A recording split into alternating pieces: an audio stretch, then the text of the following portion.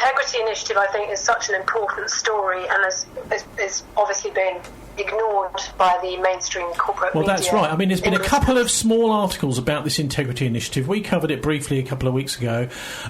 This is funded by the Foreign Office, and I suppose that's possibly MI6 as well, to the tune of something like £2 million, and also based in this derelict mill up in Scotland, which it looks like something from the Avengers, that someone needs to go in and find out what's really going on there, especially since this is an extremely highly political campaign, but it's being secretly funded by us. That's right, yeah. I mean, credit to us, the taxpayer. We are paying for what seems to be an extremely shady, covert disinformation and anti-democratic deep state outfit. Someone did go and try to find out. It was Chris Williamson, the Labour MP, went up there and tried to find out what was going on, and was given very short shrift. And I think he then went to their address in London at Temple Court, or Temple Place, I'm not absolutely sure, and was basically sort of sent away and told to leave. Sorry, I'm just going to turn off there's some water here in the background. I think it might have finished, sorry. Yes, I mean, there we have a democratically elected member of Parliament trying to find out what's going on, and has the door slammed in his face, basically. So, but some people have done some research. I mean, UK Column has been doing a very good job on this, and RT's been covering it quite a lot. What UK Column has, they've done some analysis of the people behind the integrity, or some of the people who are in it, because of course we're not really allowed to know who most of them are. They've got these clusters of journalists and academics, and some of the names were leaked by Anonymous before Christmas.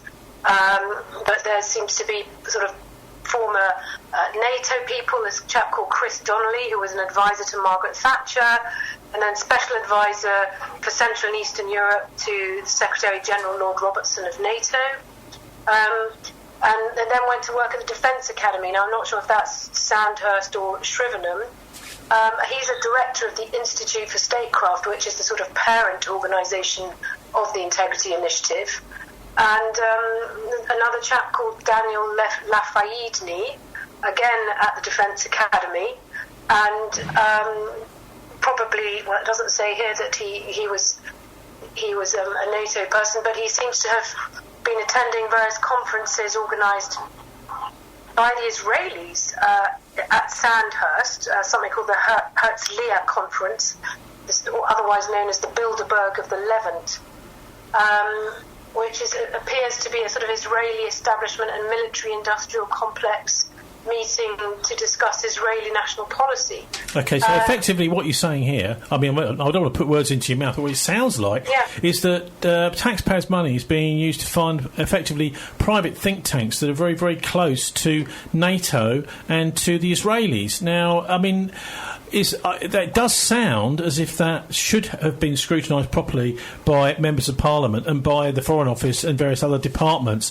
I mean, you say you think this goes deep, and that does sound deep, what you've just been talking about there.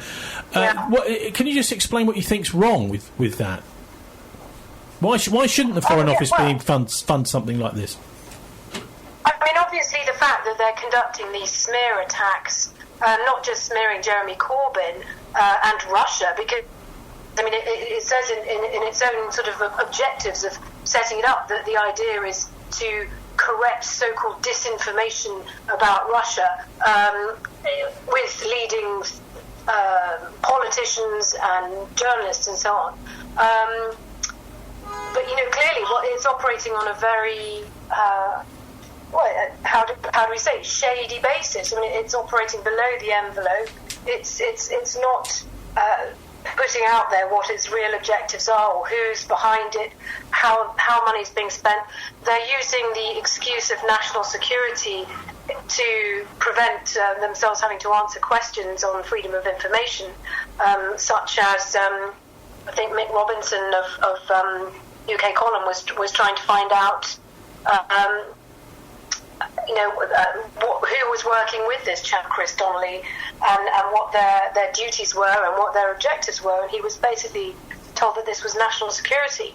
So, and this apparently means that the only reason one's allowed to use national security is when there are intelligence issues involved. So it's apparently FCO, but also intelligence. It's very much about psychological operations.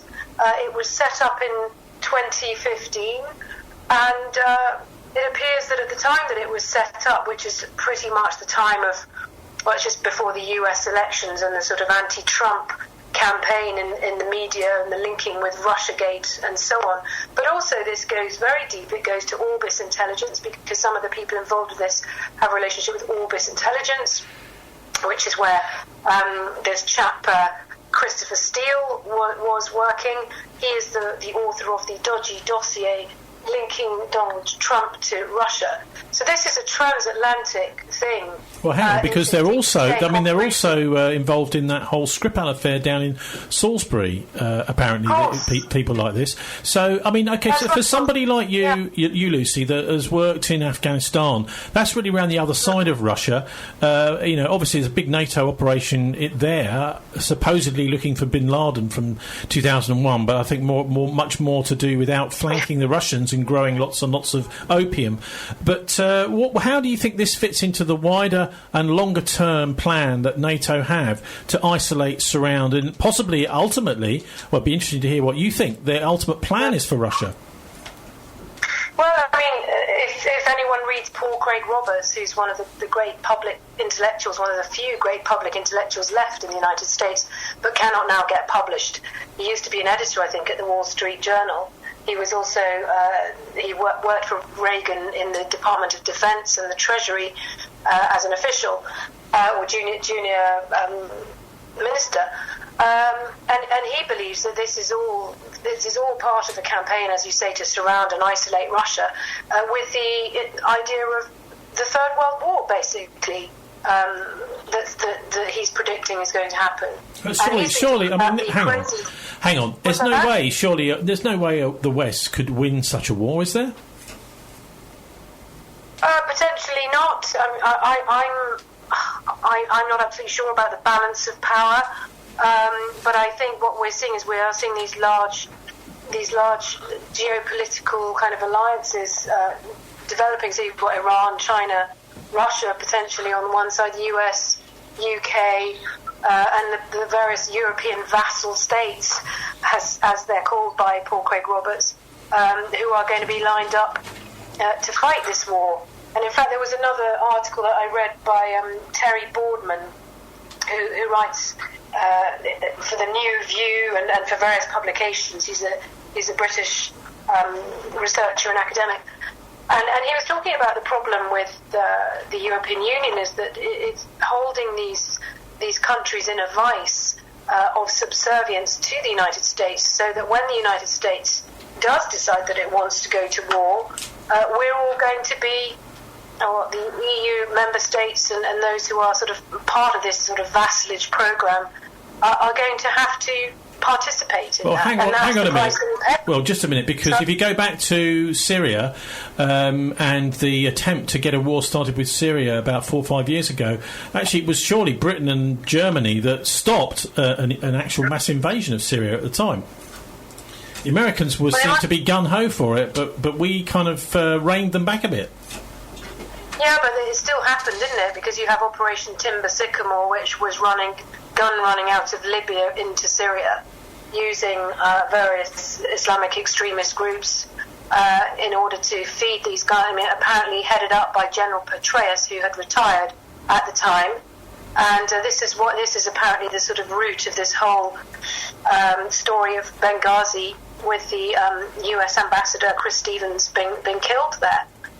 So the Americans have, of course, continued to orchestrate a war in Syria, with the British very much at the forefront of that. And it seems that we're involved with training, funding, supporting, arming ISIS, and doing that from Turkey, and of course oil being sold through Turkey, and these militants being brought to Israel for hospital treatment, and some of them going in under cover of the white helmets. And this goes to the heart, really, of these kinds of operations, these psychological operations that these organisations like the Integrity Initiative are now running.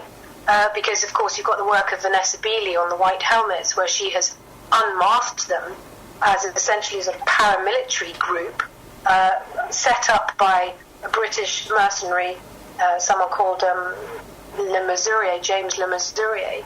And then you've got his sidekick, a guy called Hamish Le Breton Gordon, who's apparently a so-called chemical weapons expert, even though he did his degree at Reading in agriculture. Don't know how that makes you a chemical weapons expert, but I suppose he knows the right people, and he's been in the British military, and he's probably military intelligence. And again, the British have been very heavily involved. Well, as the Americans pull out, supposedly, that's at least what's supposed to be happening now, of Syria, there's some interesting revelations just over the last couple of weeks. It says, this is on RT.com, after years of speculation, the Israeli Defence Force chief admits that Israel had been supplying the Syrian rebels with weapons. Right, interesting. Why did they suddenly decide to admit that? Difficult to tell, isn't it? I'll read a little bit from the article. The outgoing IDF chief of staff, and that might be why he's saying it, is because he's been sacked, has spilled the beans on a poorly guarded secret of the Israeli military that it has been supplying Syrian rebels fighting President Assad's government for self-defence with weapons. Gadi Eisenkot, who was the Israeli Defence Forces Chief of Staff for the last 3 years, told the Sunday Times in a farewell interview last weekend that Israel had been directly involved in Syrian conflict on the side of the Syrian rebels, something that Tel Aviv has been reluctant to acknowledge before, Lucy. That's very interesting. Yeah, he's obviously been fired. It's just interesting that the Sunday Times would publish that when they have been in the vanguard of the disinformation and the sort of laudatory pieces about the wonderful white helmets and George Clooney and the Oscar and all that nonsense. So, yes, interesting that they're trying to recoup some of their lost reputation for their misreporting of this war. So, also this week, Netanyahu has confirmed a strike on an Iranian target in Syria was carried out by the Israelis. Israel's Prime Minister tells the Cabinet that the Air Force bombed warehouses containing Iranian weapons in a rare public confirmation that the Israelis are behind such attacks. Israeli Prime Minister Netanyahu said on Sunday last week that Israel had carried out an airstrike on allegedly Iranian weapons in Syria at the weekend, a rare public confirmation. We've been taking action with impressive success to arrest Iran's military entrenchment in Syria, Netanyahu said at the start of a cabinet meeting on Sunday, according to his office. Just in the last 36 hours, the air forces have been attacking Iranian warehouses containing Iranian weapons in the Damascus International Airport. So is Israel at war with Syria, Lucy? Yeah, I'd have thought it was very obvious. I mean, I think it's been going on for years, and they've been doing all sorts of attacks. I mean, just before Christmas, they used a couple of civilian aircraft landing in Damascus and in Lebanon, Beirut, to cloak an attack on Syria. You remember there was the problem where they mistakenly shot down a Russian military aircraft earlier in the autumn, and that presaged the Russians deciding to give the Syrians the missile shield. But the fact that they're using civilian aircraft to cloak attacks just shows that they don't particularly care. They're pretty ruthless about who they involve in this conflict, and I suppose yes, they are rather threatened by the Iranian presence in Syria, and they want to see if they can keep it curtailed. Also this week, the US President sparks have been flying as Trump is threatening economic devastation against Turkey. So it seems these two particular NATO partners that were so close up until the coup attempt in Turkey a few years ago are now having a war of words. The US President advances the idea of a safe zone between Turkish and Kurdish forces, a plan better received in Ankara than his threat. So in a tweet, actually, this is threatening to devastate Turkey economically, Donald Trump has provoked an angry response from Ankara and also advanced the idea of creating a safe zone between Turkish forces and Washington's Syrian Kurdish partners. Now, do you think that's a good idea, having this safe zone? Do you think that's actually likely to really calm things down in Syria, Lucy? Well, I don't think the Kurds have any claim on Syria. I mean, it's Syrian territory. I suppose what Donald Trump's doing is he's trying to appease the neocons in his government, in his cabinet, and those who run all these defence-funded and Israeli-funded think tanks in Washington, D.C. in the United States, because they were pretty upset when he said he was going to pull troops out. So he's kind of he's rowing back a little bit by trying to pretend that he's going to protect the Kurds, and apparently this is the line being taken on CNN. It's kind of hysterical. We have to defend the Kurds line. Yes, the statements that are made publicly probably don't necessarily bear out possibly the private conversations that he might be having with President Erdogan behind the scenes. Now, look, let's move back home a bit, because you sent me a couple of news lines, talking points before the show, Lucy. One of them is about what you characterise as a police state, possibly police state coming in the UK. That's and right. I think that, I mean, it sounds very extreme. Can you justify that? Have you got evidence for a police state here in Britain starting to emerge? Yeah, I mean, I've been living outside the UK now for about 15 years. Before that, I was spending a lot of time in Afghanistan. And I've been back here for about a year now, and I'm absolutely horrified by the changes that have occurred, and in terms of, for example, very visible surveillance cameras everywhere, and how young people seem to be completely and utterly unaware of what's going on and why this matters. And, you know, they've grown up with it, I suppose, since 9/11. Of course, there's all the huge amount of technology at airports now, and I myself had a very nasty experience at Gatwick just before Christmas. I was flying out of the UK and had my kids with me, and we got to the scanner thing, and I said to my kids, don't go through that middle one where you have to stand there with your legs apart, your arms in the air, and your feet on two sort of pictures of feet. I said, but it's not necessary to go through that one, just go through the metal detector.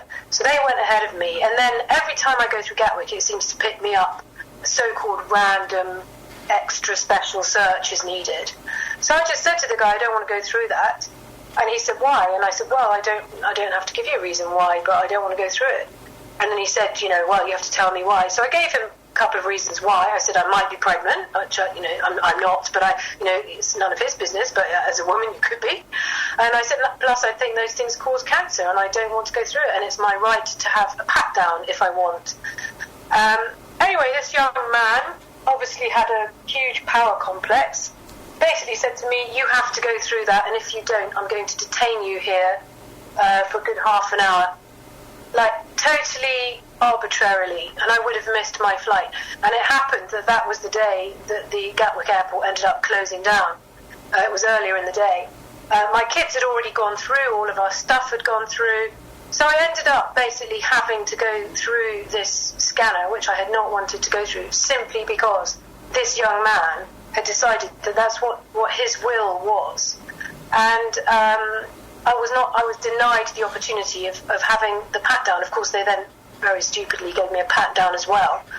And I did complain to someone further through, that his manager, but I think the whole thing is just absolutely absurd. People have gone completely mad here. And of course this all has to do with 9/11. But I have to say, British airports far worse than JFK, far worse than most of the airports that I've experienced in the United States. And I think they just take their duties far too seriously. Of course, a lot of the security is run by the Israelis. I would imagine that they own a lot of the equipment. They are, of course, now training the police, apparently, in Europe, in the EU, the gendarmerie, which is what they are doing in the United States.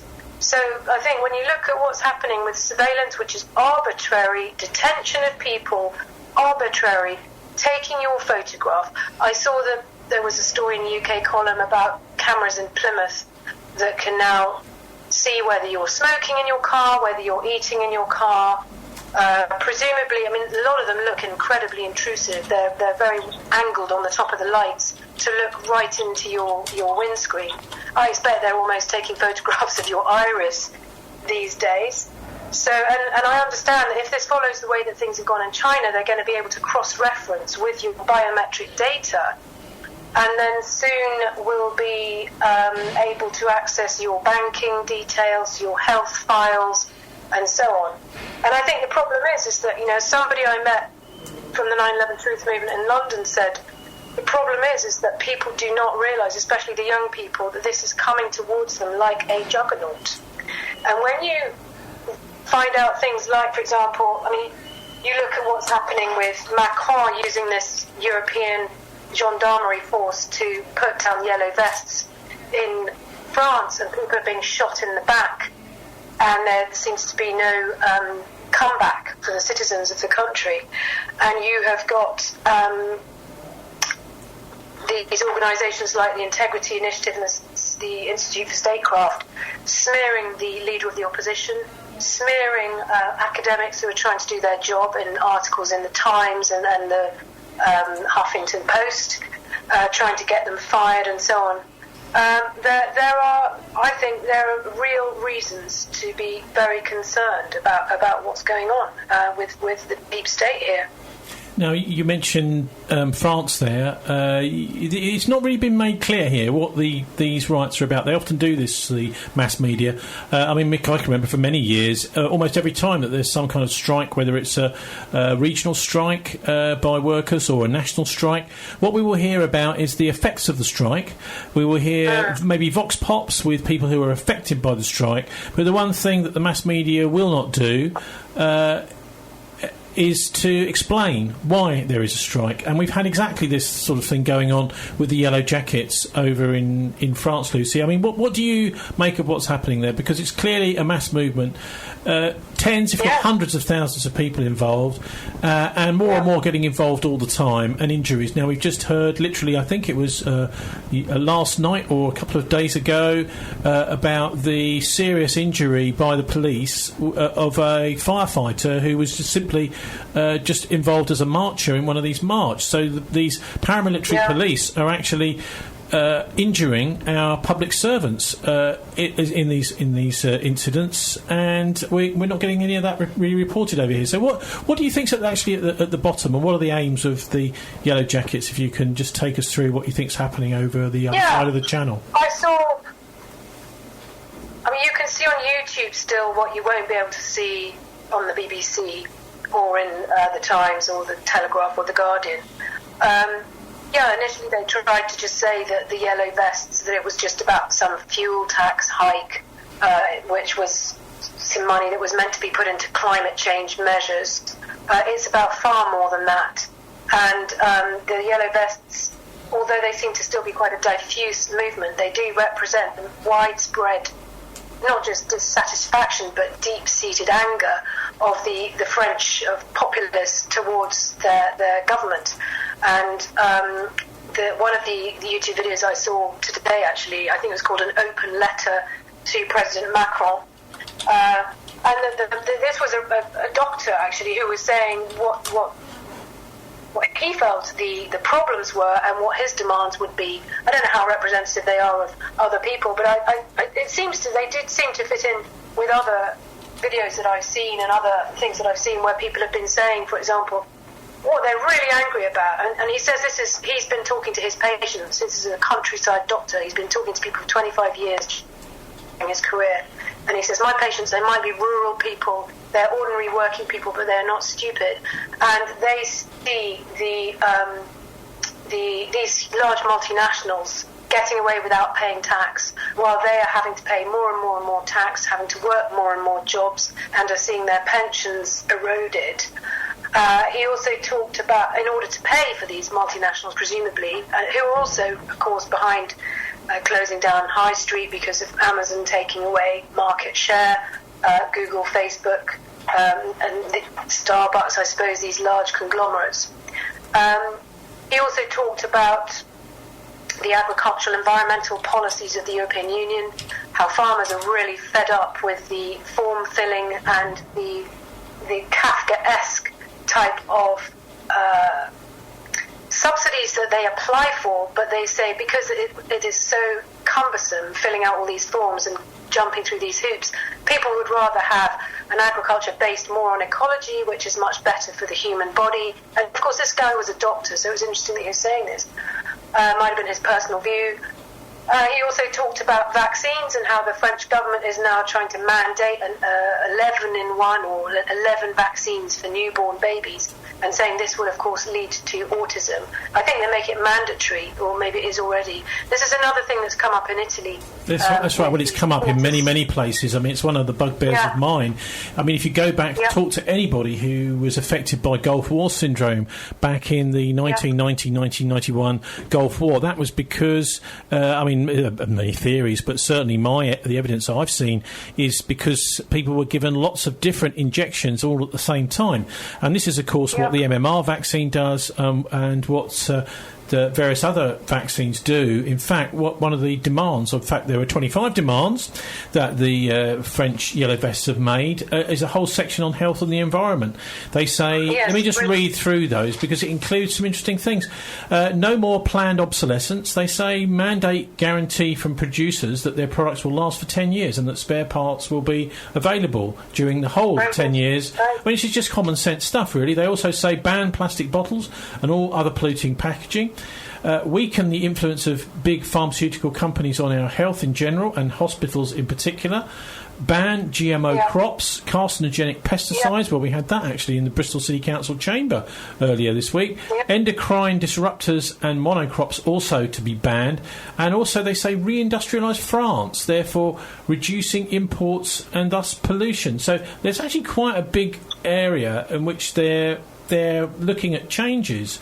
And interesting to hear your doctor saying these things.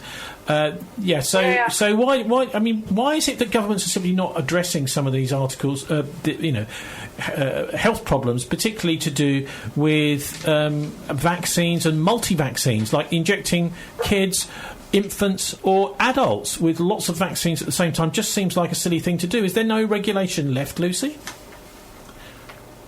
I think the problem is that our governments and the European Union have been captured by the pharmaceutical industry.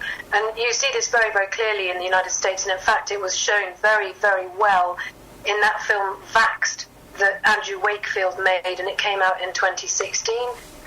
It was shown in the United States. I think the Times were consistently trying to call for it to be censored here. They think that the public is too stupid to make up its own mind, so they'd rather have these things censored and people not allowed to see them, because that is the downright arrogance of the Times and the Murdoch press, which of course was very much in favour of GMOs when they came out in the 90s.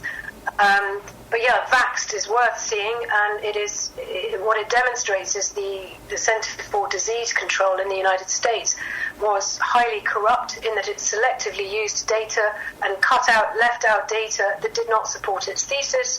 And this was in relation to young boys or babies, toddlers, being given the MMR vaccine, and they decided to excise data on 18-month-old African-American males because that really showed the link with autism. And what was interesting about that film was they interviewed parents from both sides of the Atlantic, and these parents had footage that they'd shot themselves of their own kids before and after the MMR vaccine. And you saw clearly these kids, they were walking, talking, crawling, or walking and talking, some of them, and then after they got the vaccine, they were crawling again. They couldn't walk and they couldn't talk, and it was just so obvious.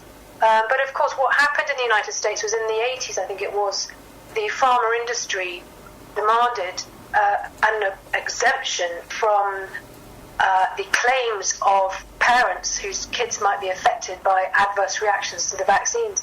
So the United States, the government, federal government, set up a sort of federal fund where they would pay out these claims, and they exempted the companies from all liability in relation to the products, the vaccines that they manufactured.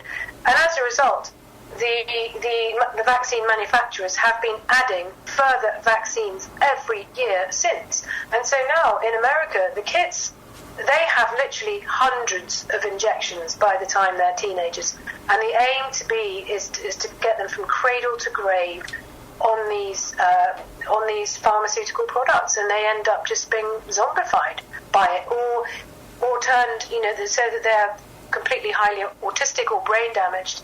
And then, of course, what is going to be the effect of that on society? Because sometimes you don't just need one person to look after a kid with autism who's going to grow into an adult with autism. You might need 2 or 3 people to look after that person.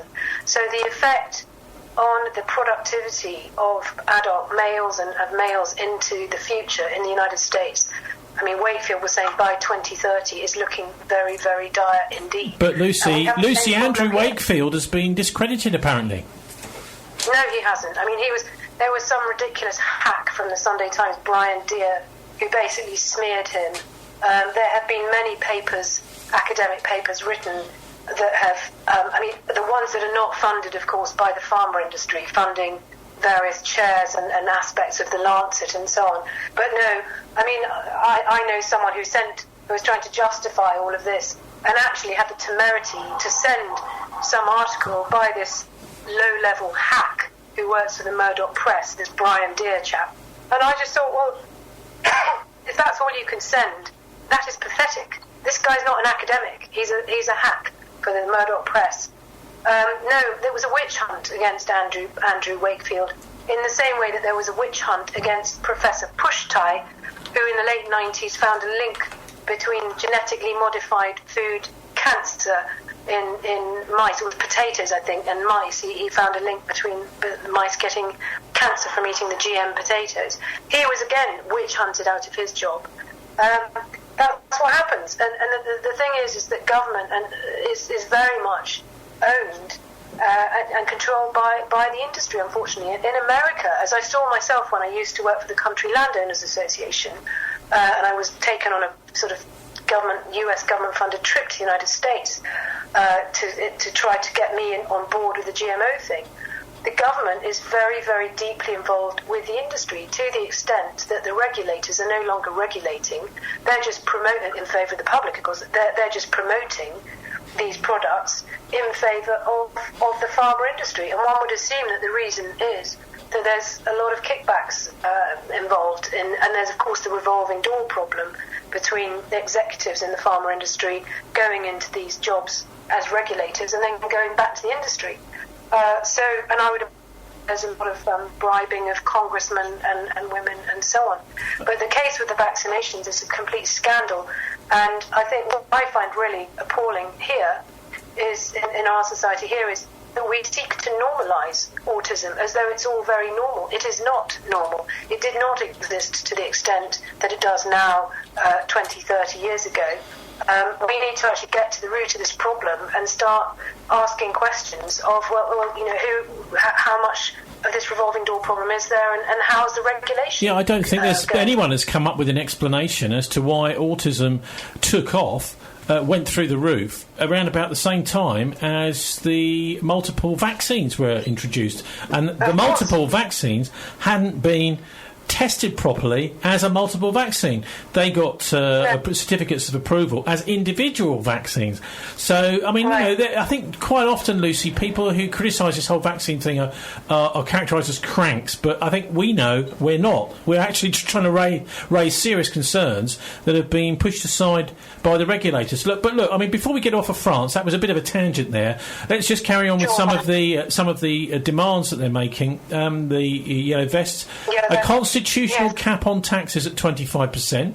So that actually would favour the rich, I would imagine, to make sure that there's no, which is incredible for one of, it's very uncharacteristic of most of the demands they're saying. But I guess what they're saying there is really that we think that some of the taxes have got too high. An increase of 40% in the basic pension and social welfare. So they're saying, look, one of the most important issues in the world today, particularly in the Western world, is this one of disposable income. You know, nobody's addressing this. let's just give people income. Of course, in Iceland, where they dealt with their banksters and put them in prison, they immediately gave an extra load of money. I think it was something like an extra 50% onto all social security payments, so that more money was being spent and the economy started to pick up again. An obvious thing for any sensible government to do if it wants to doesn't want to see its economy go down in flames.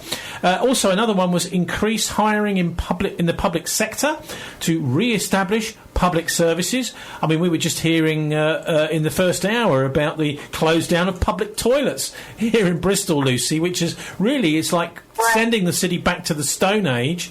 I mean, particularly for elderly people and for homeless people, those toilets are not an option. They have to have them.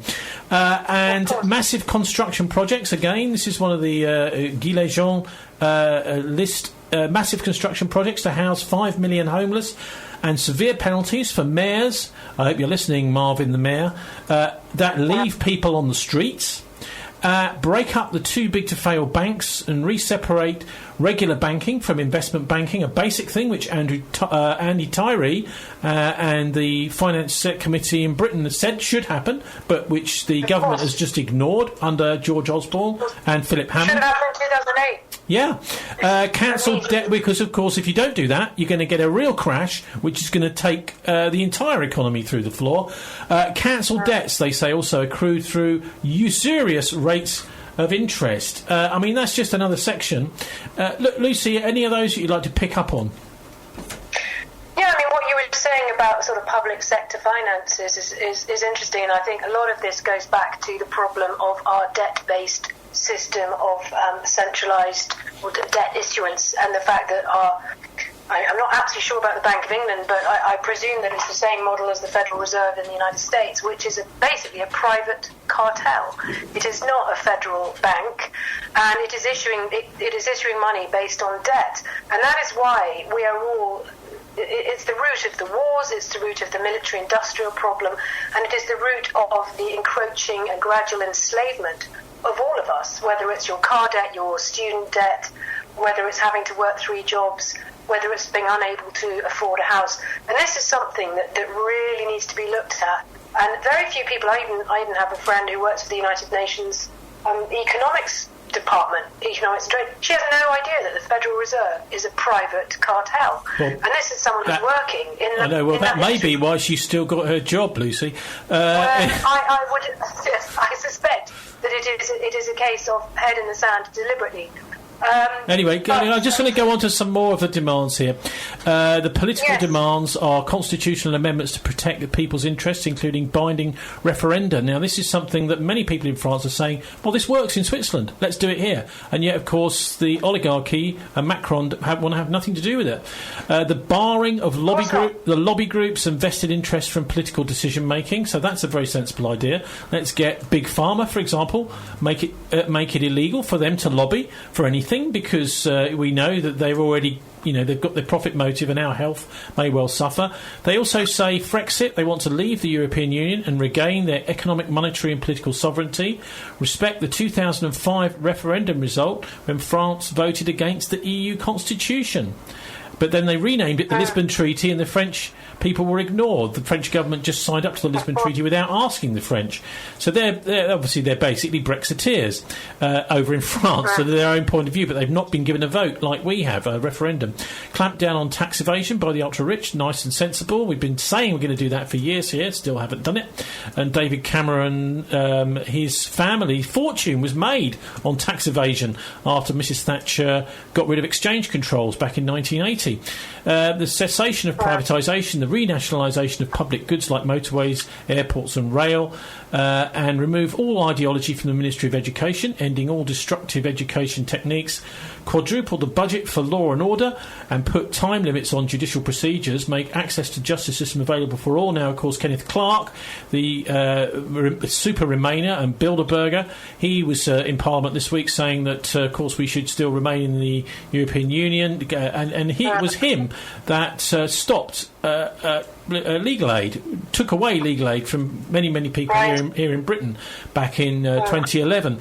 Breaking up the media monopolies, they say, and end their interference in politics, make media accessible to citizens and guarantee a plurality of opinions, end editorial propaganda. Now, that's one I think we should stop on there for a minute, because the media has become, in the West, the spearhead of the war machine.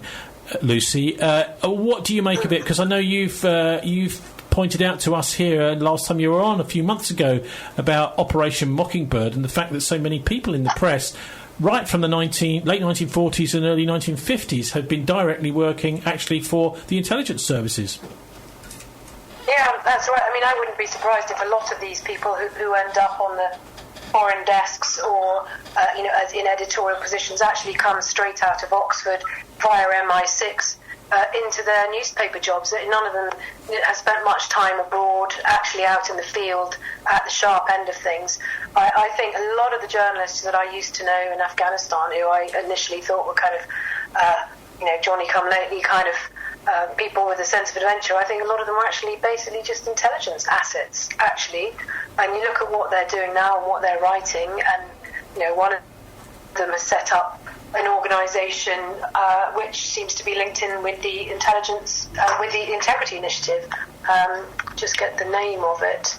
But it's, they talk about how they have expertise. It's called foreigndesk.co.uk. Set up at the same time as the Integrity Initiative in 2015. I wouldn't be surprised if it was just a front for the Integrity Initiative, a shell company type of thing like the CIA use, and says that they have excellent global networks of contacts and associates in media, diplomatic and humanitarian sectors. There you have it, the playbook for the invasion of Syria and the Arab Spring and so on. So they talk about several decades of combined experience in foreign affairs, investigative journalism. We offer cross-disciplinary skills training and mentoring media companies and journalists across the globe, assisting organisations to improve their media and communication skills and intelligent information gathering and high-impact strategic projects. And making sure that they get their line out in the news and make sure that they stop the truth getting out effectively. Also, look, I mean, we can't talk. I've heard virtually no coverage of this in the UK at all, which is the Iranian state TV presenter who was arrested this week, or detained anyway, by the FBI and moved to Washington, D.C.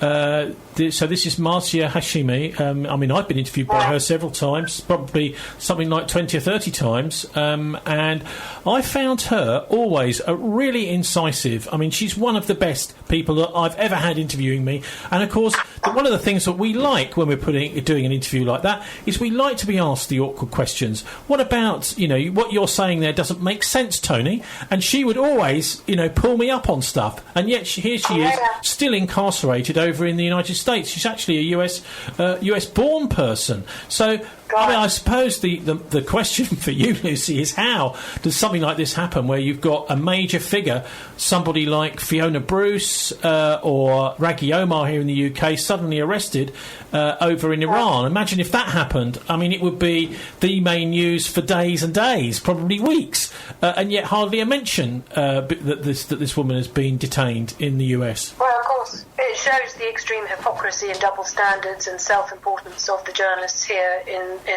the West, really. They'll stick up for Khashoggi and make a big song and dance about him, but they won't, of course, what was dreadful, what happened, if that indeed that's what happened to him. But this lady, of course, she's on the wrong side of the story, the wrong country, so you won't hear a dicky bird out of them about her. And I do know she's a very good journalist. What about the sort of wider picture, though? This whole idea of Operation Mockingbird that you pointed out last time over in the United States, something similar possibly going on here in the UK. Is there any way, do you think, we can, as you have to do in a place where propaganda is taking over from real journalism, read between the lines when you see a story, Lucy? And do you think there's anything that we can gain from sort of educating ourselves on how to tell when a story is a load of nonsense and when it isn't? Yeah, of course. I mean, this has been going back way beyond the 1940s, because if you read that book, The Hidden History, The Secret Origins of the First World War, by Jerry Doherty and Jim McGregor, excellent book, talks about this secret group around Cecil Rhodes and Alfred Milner and various Tory grandees and so on. Much of their strategy and how they orchestrated the First World War by changing various alliances and so on.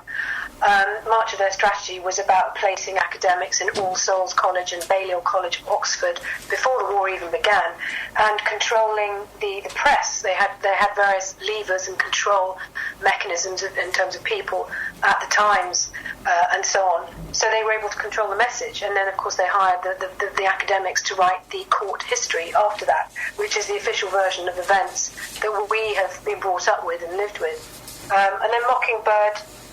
Yeah, of course. I think that was just after World War II, wasn't it? Alan Dulles and those people, CIA. Well, one person I would add is a guy called Frank Wisner.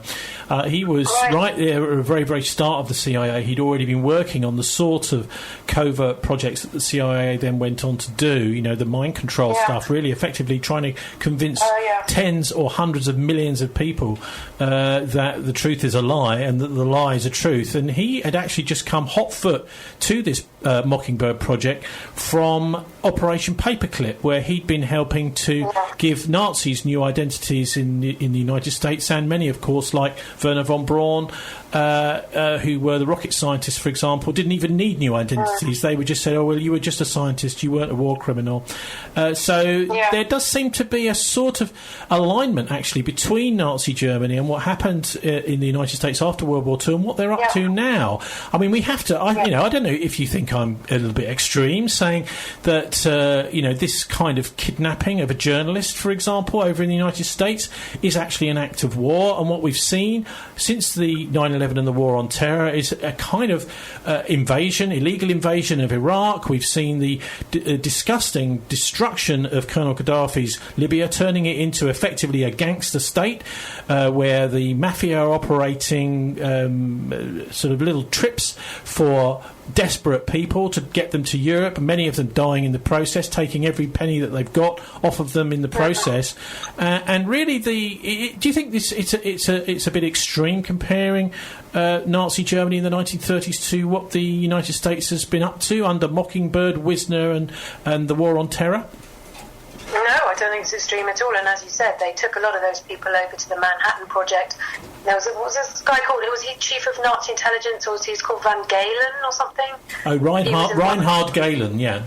Yes. What was his position? Well, he was so he was head of intelligence for the Nazis on the Eastern Front during World War II, and as soon as the Cold War started, he was doing exactly the same job for NATO. Right, exactly.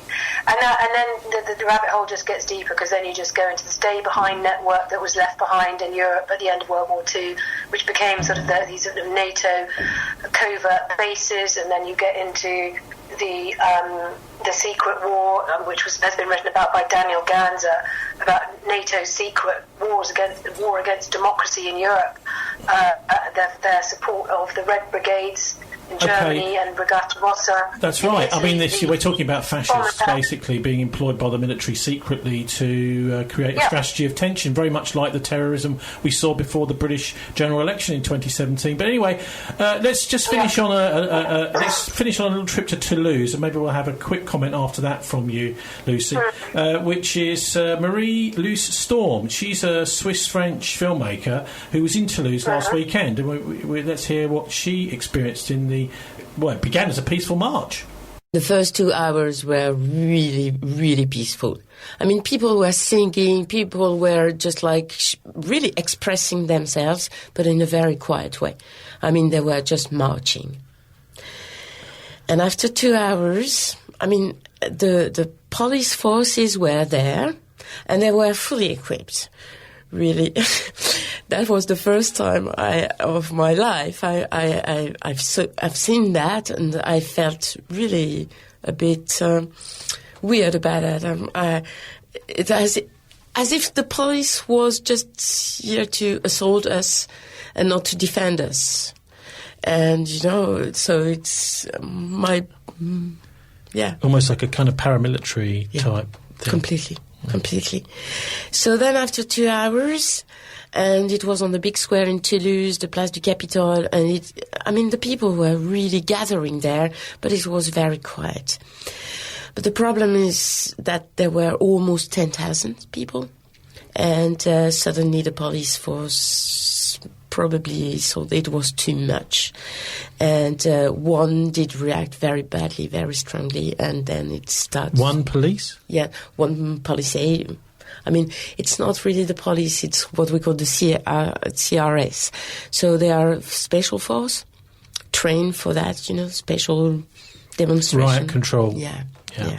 And so there was a group of them just very close to the crowd, which was not threatening them or anything, but they did react to something. And then it started to shift and to. Now the police would probably say, "Oh well, the demonstrators started something against us." So what actually happened? What was the police shooting tear gas or trying to arrest people or what? Yeah. And if so, what were they being arrested for? Well, the arrestations came later on. The first thing was tear gas all around. It was completely. Was it sudden? That was really, really sudden, yeah. Because within 2 minutes, the place was, the square was completely blank, full of smoke, within 1 or 2 minutes. And then the people started to escape that and to reform the march a bit further. So they continued it, really. And on one of the big avenues close to the square, so they were forming a march again and marching. But then suddenly the police was there again and bombing and tear gas again. And then, people were starting to... So the police are bombing and tear gassing, but... Yeah. The march, were they being violent themselves? Were they smashing up anything at the time? No. Not at the time. People were trying or to escape or to really just stay there and stay really in solidarity and quiet. And what was the most amazing thing for me at that moment is that on these big avenues, the police was bombing and firing tear gas. And there were not only marchers, people here to reivindicate. There were also a lot of people doing their shopping. And the people doing their shopping were just going out of the shops and with their shopping bags. And, it was really... how can the police, do that with people around? The normal crowd. That's Marie-Luce Storm, who was over in Toulouse last weekend. Lucy, it just sounds to me as if these special force-style police have just started a riot there. Yeah, no, it's terrifying. And there's been the same thing going on in America where the police are trained by the Israelis. And as a result, they're no longer there to protect they're not really integrated with the local civilian structure. They seem to be outsiders, paramilitaries. They're armed with this military equipment, Humvees and so on. And it looks like we're moving in that direction, certainly in Europe, probably here. And one of the things I saw was that I think that there are potentially an EU combined police force now. So you might have people from different countries going to France to police these demonstrations. And again, that's just a sign. What is that a sign of? That's okay. Rather, just a very last story. Must squeeze this one in. This was an RAF veteran has admitted the 1961 killing of the UN Secretary General. Cold case documentary casts new light on the mystery of Dag Hammarskjöld's plane crash. So it seems, Lucy, we just got 10 seconds to comment on that the British killed the UN Secretary General in 1961. Yeah, well, nothing would surprise me. There has been a lot of assassinations of very high-level people. Okay, got to leave it now, so time to sign off for the US-owned Comcast News at 8 this week. oneword.org.uk is our show page. I'm on Twitter at Tony Gosling. Here's wishing you a relaxing and enjoyable BCFM weekend. Thanks very much there to Lucy Morgan-Edwards. Do please join us for the Politics Show at 6 o'clock next week. God bless. And don't let the banksters get you down. Sky News Centre.